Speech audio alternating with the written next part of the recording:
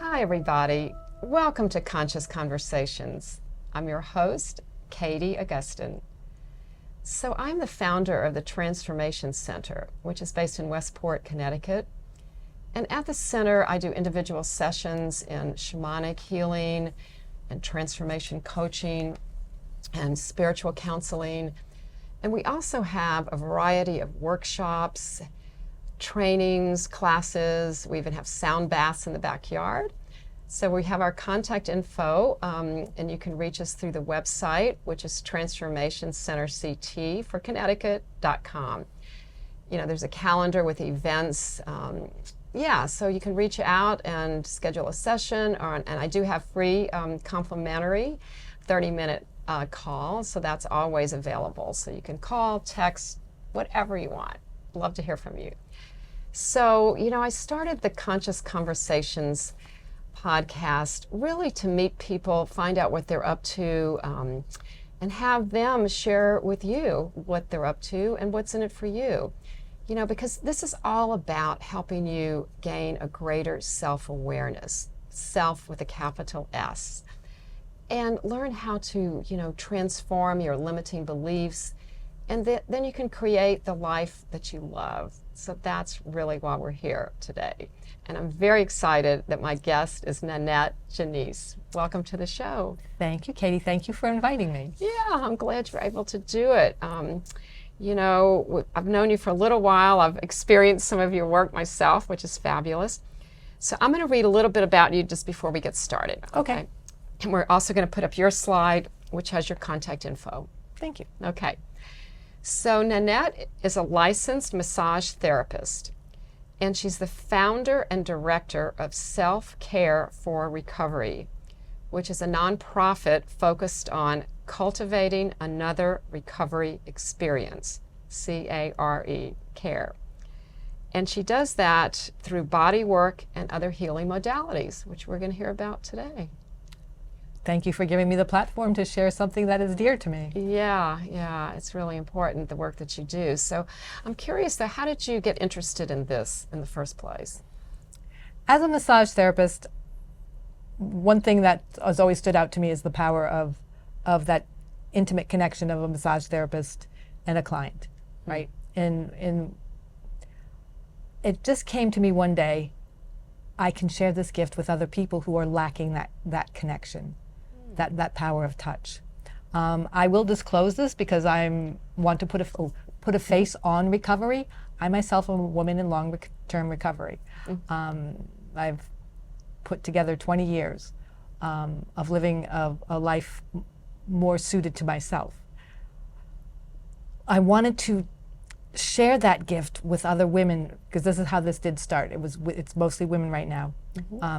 So I go to rehabs and transitional residences where these women reside, and I do massage. I have 2 places I've been at for 3 or 4 years now. Once a week I go and I work on these women. It's a powerful experience, and I want to teach them that there is another way to calm their spirit and find peace and heal. And I've been trying to do that with the power of touch. But I know so many other practitioners with other modalities that I want to start introducing that also, right? Oh, wow, that's a great idea. Yeah, because body work is so important because we hold a lot of the trauma in our cells in our body, right? Do you want to talk a little bit about that? Or absolutely. There is this wonderful book by James Van der Valk called The Body Keeps the Score. That speaks volumes to that. There's a saying in massage therapy that, your tissues have issues. But basically that's kind of what he's saying too. Everything from childhood up, our body remembers, and we carry it somewhere. The other focus of this is there's another journalist, Johann Hari, and he came up with this concept that addiction is the opposite of connection. And many people that struggle with any kind of addiction, even going into now our cell phone void, is because we don't have a meaningful connection with the people or life around us. And we resort to something else that we can connect with, but that does not sustain us and that's not healthy. What about a connection to ourself? We don't have that connection either. So that feels like that's also an issue. So And- you turn to other things. Exactly. So that's where massage creates that quiet space where the person on the table, the receiver, can be alone with themselves and feel safe because your therapist is present and hopefully holding that space for you. Holding the space, yeah. And my experience has been over the course of time doing this that I will see a lot of the same women over every week that I go. They will sign up. And that just encourages me because they're finding healing in it. One very powerful thing to me was I ran into one of the women after she had left the transitional home, and she said, I was out having a really bad day. She goes, and I was looking for a place to get a massage. And I was like, you were literally touched. Yeah. But that's what I'm trying to create, creating another recovery experience. There are other things to run to, not run to turn to. We don't want to run, we want to face our fears. But to build us up without looking for something that's going to take us back to where we don't want to be. Okay. We want to keep moving forward. Yeah, that The makes cultivating another recovery experience, we realized that community is a big part of this, right? You know, addiction is the opposite of connection. So making us feel more comfortable in our own skin, we can again become part of a social group, social activity. So our cultivating another recovery experience, we are trying to expand into more social activities. Oh, okay. You know, we're looking to do more group activities, like maybe a Halloween party, or where people can come together and feel safe because there will be no alcohol, but we will be having a good time. There is a saying that we are not a glum lot. You know, we get a new life and we go out there and we enjoy it. Yes, yeah, Right. yeah. So- Well, that's my experience of, you know, working with people in recovery, that, you know, they're as much fun as anybody else. Absolutely. We don't need alcohol to have fun. No. Which is interesting because alcohol is a toxin, but it's very well promoted in our culture. So we know that it's a toxin, but we have a lot of advertising. Go out and do this, right? And my favorite thing was always drink responsibly. But Is that an oxymoron? yes, in my world it was. Yeah. So this is our focus, to just create an awareness that you can be comfortable in your own skin, you can get out there and enjoy life, and when things are bothering you, yes, you do see your therapist, yes, you do see your doctor, but there are other ways to connect with your spirit and connect your mind and your body all back together. Yeah. And that's what I want to put that focus out there, that people get to see that, oh yes, I'm not just my brain, and I'm not just my feelings. And then my whole life is not just about my higher power. Yes, I have my spiritual connection, but where do I reside? Oh, in my body, right? Learn to put that all together and care for it, because it's our home. Right. So the mind, body, spirit. Absolutely. That's a really big part. And I think that's that part of connection that we don't have culturally here in this country. We do have a lot of depression. We do have a lot of disconnection. We have a lot of, I think, people who just don't know how to interact anymore. Anywhere you go, you see people on their phones. My favorite pastime in a restaurant is to watch how many people at tables are all sitting together in a group, but everybody's on their phone, right? Well, exactly. That's like counting cars on the highway now. It's like, how many people are at a table all on their phone, not interacting? Yeah. Well, it is our culture now, and I don't know how exactly that happened so quickly. It feels like it happened in the last, I don't know, 10, 15 years, that it's gotten that obsessive, if you will. When I look at it, it makes me think that we're not comfortable connecting with other people, or we don't have the skills anymore to do that. Right. Well, they're not taught explicitly Right. in school, which I feel that's, you know, there's so many things that we could, as a culture, as a country, be teaching our children that we're not. So, I'm kind of focusing on that a little bit, how to bring that Yes. to the mainstream, because it's even more important than some of the things that we do teach in schools. How to self-regulate, how to care for yourself, how to not take things personally. All the things that Right. I talk about with adults, you can talk about with children too. Very much so. And I think this country does have one of the highest rates of alcohol and substance use disorders in the world. We are that disconnected from one another. We're that disconnected from ourselves. Yeah, I think this self disconnection is where it starts. And that's what needs to be healed. We need to heal ourselves here first, at home. Yeah, right. So that's what we're about.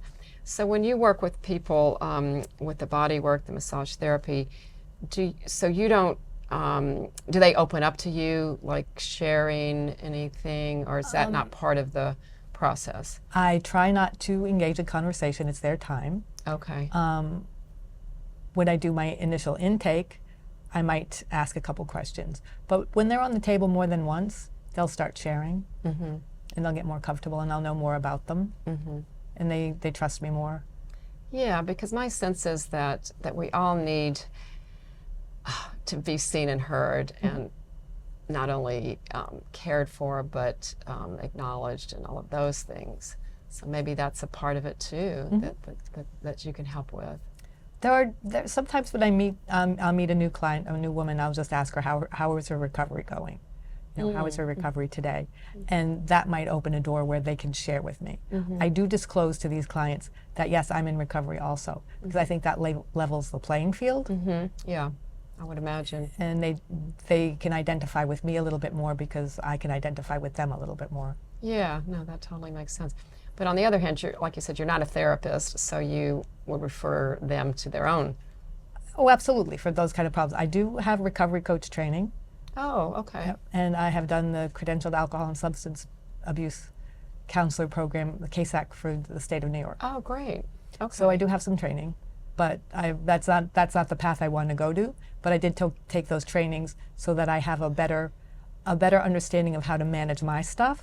Yes. Okay. And to work with clients. Yeah, that's interesting you say that, because I think it feels like most times we all start there with healing what needs to be healed within ourselves. Like all the training that I've done, that was really helpful for me. The coaching, all the healing training, and then once you get to that point, then you want to share it with others. Right. That's usually how it works, right? I think in mine it was a little bit reversed, because I got to where I was in my health journey. I started doing this massage, self-care for recovery, but I needed to add more to it, and that's why I went and did the recovery coach training and the CASAC, because I needed to bring literally more to the table. I gotcha. So were you a massage therapist all along before I've been a massage you were in therapist, recovery? Yes, since 1999. Oh, okay. So that was your path. Yes. Basically. And it was an interesting path, because obviously there was more to that, going to school and becoming a massage therapist. It took a life of its own and took a turn where I can take that gift, right, and my love for helping other people and guide them to healing. Yeah, absolutely. I mean, there's no accidents, right? No, I guess this was God's plan. I'm fascinated by it all the time. Yeah, yeah. So you said you primarily work with women. Yes, at this point, yes. Yeah. At some point, we want to broaden our services. Okay, so how many other people are involved in your nonprofit? Right now, it's myself. I am looking for other massage therapists that are willing to volunteer, maybe once a month, once every couple of months, and maybe for 4 hours. What about coaches or energy healers like me? I would love to have some energy healers. I did have a Reiki practitioner with me for a year or two at one of the facilities, and the women really loved that too. Okay, well, we can be in touch about that, Okay. because I don't really have any. So it's a nonprofit. So does that mean that you don't get paid? How does that work? I do not have the funds to pay. I'm always looking for practitioners that are willing to do community service. Is what I call it, Volunteer. volunteer. Okay, so you volunteer your time as well? Always, yeah. Okay, well, that's awesome. Yes. So there's no like program like through any other organization, I don't know, who runs these facilities through the state or the towns or anything like that? No, the facilities that I've linked up with are just happy to have me there. So, but they're nonprofits themselves, is that how it Yes, actually, both of usually them are. works? Yeah. Yeah, so they don't have funding, Right. That's why I bring it to them. but you could get grants. I have received a grant. I was over the moon about it. It's not a capacity building, so I don't really have the money to offer payroll. Right. So it's still a volunteer basis, but I've been able to grow my program. Yeah. There are two other organizations, two other centers that are run by the Connecticut Community of Addiction Recovery, CCAR, big organization here in Connecticut, Bridgeport and New Haven.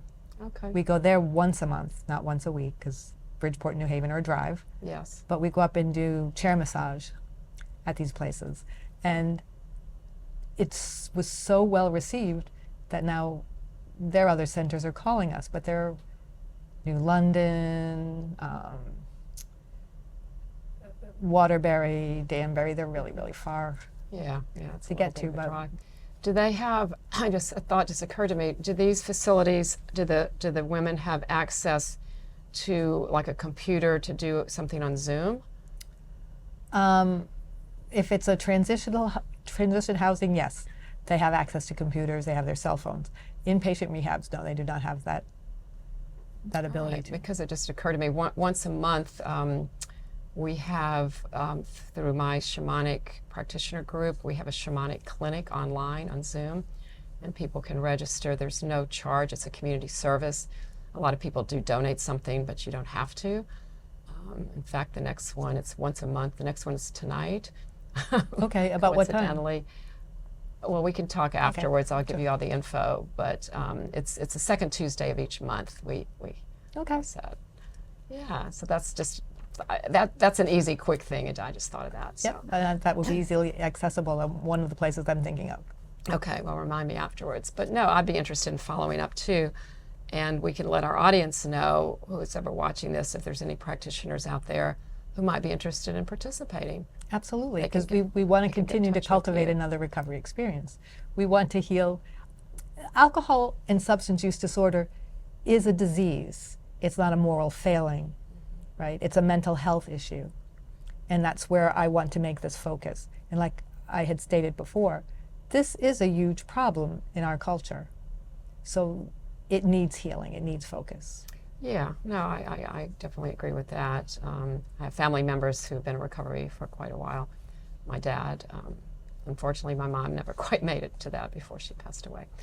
But there's so many ways to help. This is one method, one modality. You know, I mean, I think that's what you're saying, is they need a lot of support, a lot of Yes. different ways to heal, because it's all about that. It's all about self-healing. Right. Because most of the time there is something else involved, whether it's a trauma or some kind of other mental illness. Yep. Yeah. And it doesn't have to be all medical. This could be in conjunction with their medical treatment, you know, in conjunction with their therapy, right? Yeah, no, absolutely. Right, because again, it's that whole body, The mind, spirit. yes. Right. Our And mind, body, spirit. Yeah. Yes. So we treat it. We want to express that you can treat it all, and you can live a much more full existence, and expose who you really, really are, who you're meant to be. Yeah. You know, when you were created, you can express the full expression of that, right? Yeah. And sometimes that gets lost, Yeah. and we want to help bring it back. Yeah. That's what it's all about. Yes. That's kind of the way I look at it too, is, you know, we all come in perfect and have all of those tools, and then things happen, you know, and we are conditioned or whatever. Right. We learn things. Right, we come in perfect, but we were never given a manual how to live this life. True, Right, we have to learn, and some of us just miss that learning curve, Yes. or we just don't have the right teachers. Yeah, I think it's a combination of things, but we're all here to learn what we're here to learn. And, you know, a lot of people I talk to, clients and other people, it's like, you know, you've been through this for a reason. and you're learning from it, and now you can help other people. That was very important what you said, because yes, we go through something to learn something. If we go through something and we don't learn from it, that's a sad thing, because then we're destined to repeat the same thing, or continue, or just carry that pain with us. Yeah. But if we can learn from it and move forward, that's where we grow. Right, and heal the pain. Yeah, that's a beautiful thing. Well, I'm really glad you're doing this. Thank you. It seems like a very, very worthy service. And thank you for giving me the opportunity to talk about it and share it with others, because if anybody out there is willing to become involved or help or have any suggestions, I'm way open to it. All right, well, let's put up your slide one more time for your contact info, and they can reach out to you on social media. I know you have your Instagram and Facebook up there, because you don't have a website right now. Oh, I do. Oh, you do? I didn't put up there. Oh, yeah, it's selfcareforrecovery.org. Selfcareforrecovery.org. Okay. But they can also call you or text you. Yeah. Well, that's great. Well, thank you so much for being on the show today. Thank you. Is there anything else you want to share before we wrap up? No, it was lovely sitting here chatting with you. Yeah. Thank you. Great. It was really nice to see you. Okay. All right. So thanks to our audience for being here today. And, please reach out to Nanette if you have any ideas or want to be involved. And thank you to the Westport Library for hosting us once again, and to David Bibby for producing our show. Appreciate it. Till next time, namaste. Bye-bye.